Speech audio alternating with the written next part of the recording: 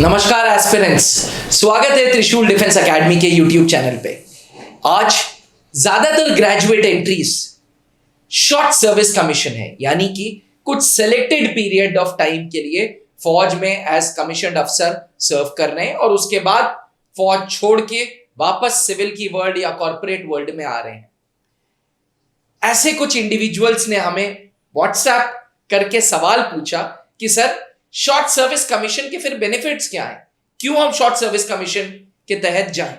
और कहीं ना कहीं मुद्दा तो बिल्कुल सही है, क्योंकि ज्यादातर ग्रेजुएट एंट्रीज जैसे एफकैट, जैसे short service commission technical entry, जैसे एनसीसी स्पेशल एंट्री, जैसे जज एडवोकेट जनरल, जैसे ऑफिसर्स ट्रेनिंग एकेडमी, लिस्ट बहुत बड़ी है।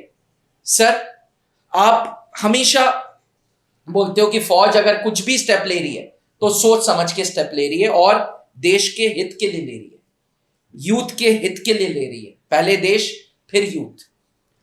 मुद्दा बड़ा सिंपल सा है, ज्यादा से ज्यादा एंट्रीज अब शॉर्ट सर्विस कमीशन होती जा रही है।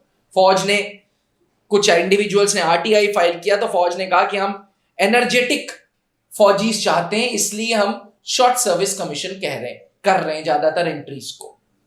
तो सर, फायदा क्या है इस शॉर्ट सर्विस कमीशन का? मतलब आपको नहीं लगता कि 10 साल बाद, 35-36 साल, मान लीजिए आप 21-22 साल की उम्र में कोई गया, उसने ट्रेनिंग कर ली, 35 की उम्र में वो बाहर आता है तो वो उसकी लाइफ तो सर खत्म सी हो गई। मतलब 35 की एज में सर स्टेबिलिटी कहाँ मिलेगी? 35 की एज में कहाँ वो एक अफसर आदमी सर, कहाँ वो जॉब ढूंढेगा? तो शॉर्ट सर्विस कमीशन के क्या फायदे हैं सर? सर, बहुत फायदे हैं। पहली चीज तो देखिए, ऐसा है कि इनको जो नंबर ऑफ वैकेंसीज है, क्योंकि अगर आप एंट्रीज देखें तो ज़्यादा दिखाई देंगी। यहाँ पर परमानेंट कमीशन के लिए 2 ही एंट्री है, दैट इज एनडीए और सीडीएस। बिल्कुल।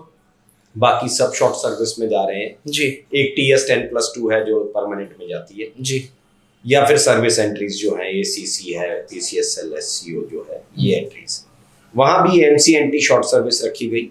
इसके अलावा अगर आप सिविल एंट्री में कंपेयर करेंगे जी, तो परमानेंट और शॉर्ट सर्विस में एंट्रीज इनको ज्यादा यहाँ दिखाई देती हैं जी। लेकिन अगर आप वैकेंसीज को कैलकुलेट करें तो परमानेंट कमीशन की जो वैकेंसीज है वो ज्यादा होती हैं in comparison of short service. Permanent तो जा ही रहे हैं और आप 10 साल जब करते हैं तो 4 साल का आपको एक वॉलंटियर आप अपना एक्सटेंशन ले सकते हैं, वहां पर ले सकते हैं, है ना जी। प्लस सबसे बड़ी चीज क्या होती है कि अगर कोई ऑफिसर जिसका सर्विस रिकॉर्ड ठीक है जी,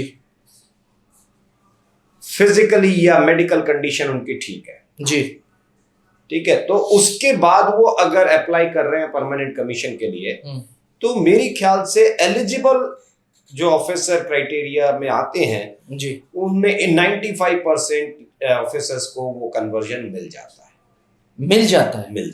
यानी कि आपका कहने का मतलब ये है कि अगर किसी का एसीआर सही है, एनुअल कॉन्फिडेंशियल रिपोर्ट सही है, उसका physical and mental health condition सही है, तो ऐसे 95% short service commission officers PC में जा रहे हैं, पीसी में कन्वर्ट हो जाते हैं अगर वो अप्लाई करेंगे। सर्विस रिकॉर्ड ठीक होना चाहिए। देखिए, यहाँ 2 चीजें हैं, आपका अपना जो काम है वो बेहतर हो जी, और फौज की अपनी रिक्वायरमेंट को आप फुलफिल कर पा रहे हो तो आपको बिल्कुल परमानेंट कमीशन मिल जाएगी, उसमें कोई दिक्कत मुझे नहीं दिखती है। फिर दूसरी एक चीज आती है, क्योंकि उसमें फिर एक और चीज आएगी, एज वगैरह भी देखा जाएगा, तो उसमें कई मतलब आप एलिजिबल हैं अगर उस चीज के लिए तो 95% प्रोबेबिलिटी आपकी बिल्कुल बन जाती है, उसके अंदर आपको मिल जाता है। ठीक है सर। दूसरा, अगर शॉर्ट सर्विस से आप बाहर निकलते हैं तो ये मिथ है कि भाई आपको रीसेटलमेंट के लिए बहुत परेशान होना पड़ेगा। बिल्कुल परेशान नहीं होना पड़ता है। जो अगर आप शॉर्ट सर्विस से आ रहे हैं, पहली बात तो सभी को पता होता है कि 6 महीना पहले से उनको जो है ऑफर लेटर्स आने शुरू हो जाते हैं, ठीक है। अच्छा। हाँ, जब आप छोड़ रहे होते हैं आपके पास पहले ऑफर लेटर बहुत आ चुके होते हैं, आपको पता होता है स्कोप्स की मैं कहाँ जा सकता हूँ। सेकेंड थिंग, बहुत सारी कंपनीज जैसे आप रिलायंस, अडानी, विप्रो, इन्फोसिस, वहां पे शॉर्ट सर्विस के लिए अलग वैकेंसी आती है। अच्छा। बहुत सारी मल्टीनेशनल कंपनीज ये प्रेफर करती हैं कि हम शॉर्ट सर्विस कमीशन ऑफिसर को ऑप्ट करें। ओके, ठीक है जी। मेरे पास ग्रुप में अक्सर वो वैकेंसीज आती रहती हैं कि हाँ जी अभी यहाँ पर है ठीक है। तो क्या सर आर्म्ड फोर्सेस कोई पढ़ाई या कोई कोर्सेज भी अपनी तरफ से फ्री ऑफ कॉस्ट या चार्जेबल बेसिस पे करा देता है, जैसे एमबीए हो गया, जैसे लॉ की डिग्री हो गई या कुछ? शॉर्ट सर्विस में नहीं आता है वो जो स्टडी लीव है वो 2 साल की मिलती है, उसकी एलिजिबिलिटी अलग होती है जी।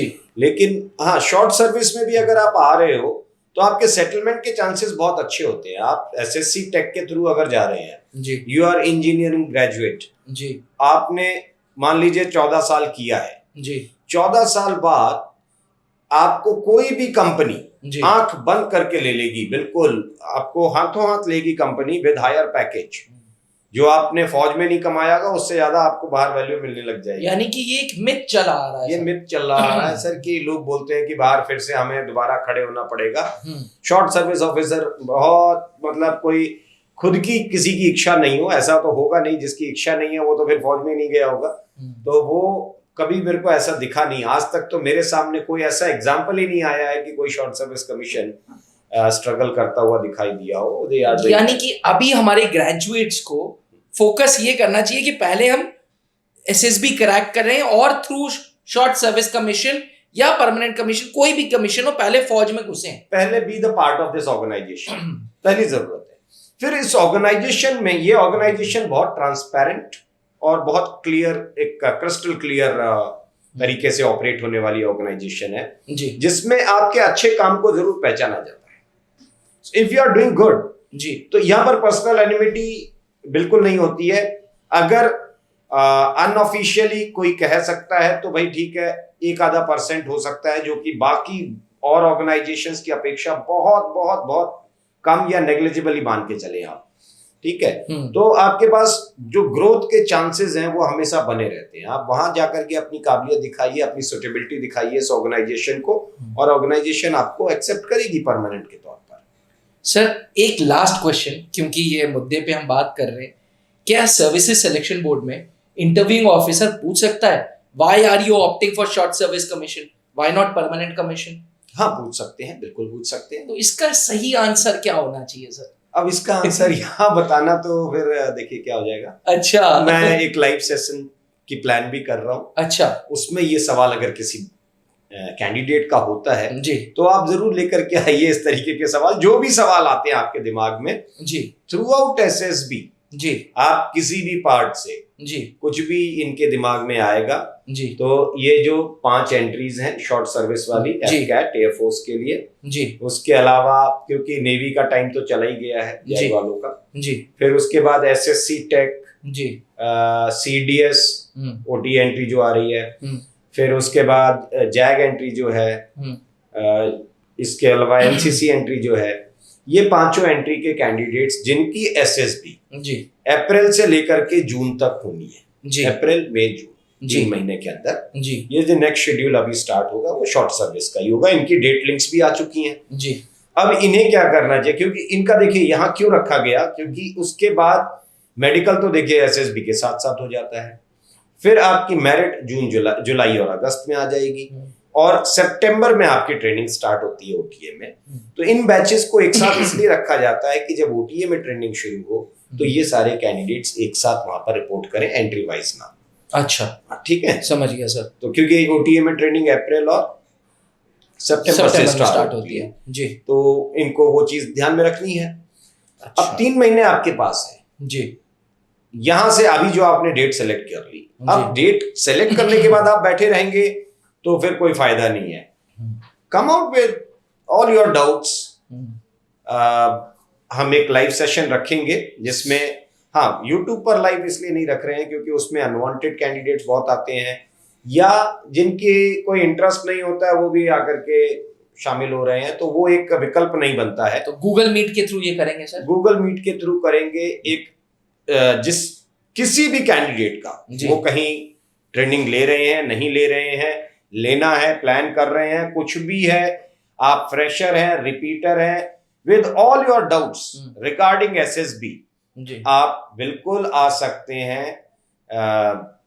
उस मीटिंग के अंदर। सर गुजारिश ये रहेगी कि शनिवार 6 अप्रैल है तो 6 अप्रैल को कर लें ये सेशन। बिल्कुल बिल्कुल सर, बहुत क्या अच्छा टाइम टाइम सूट होगा करेगा सर आपको?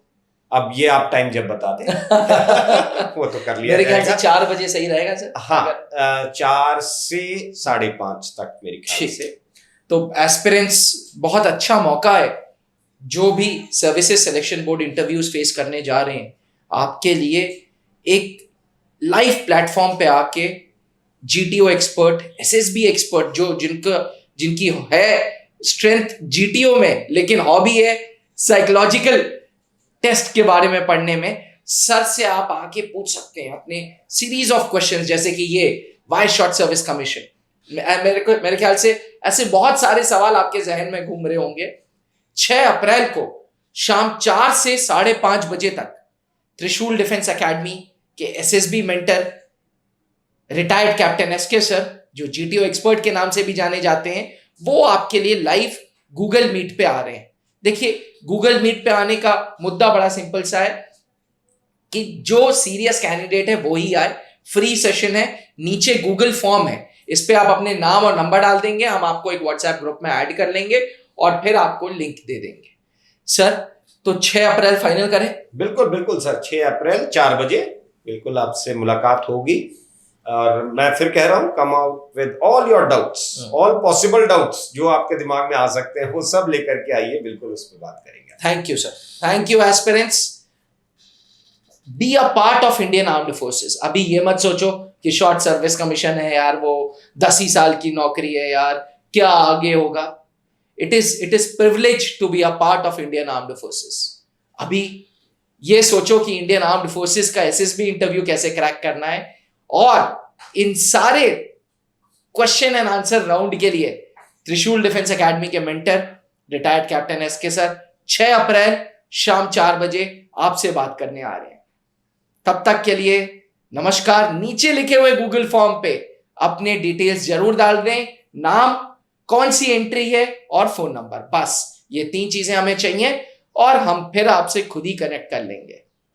तब तक के लिए इजाजत दीजिए। Thank you so much. Thank you sir. जय हिंद। अब डिफेंस एग्जाम क्रैक करना हुआ और भी आसान, त्रिशूल डिफेंस एकेडमी लेकर आए हैं बिल्कुल ही एडवांस लर्निंग ऐप। तो आज ही ज्वाइन करें और स्टार्ट करें अपनी ऑनलाइन क्लासेस।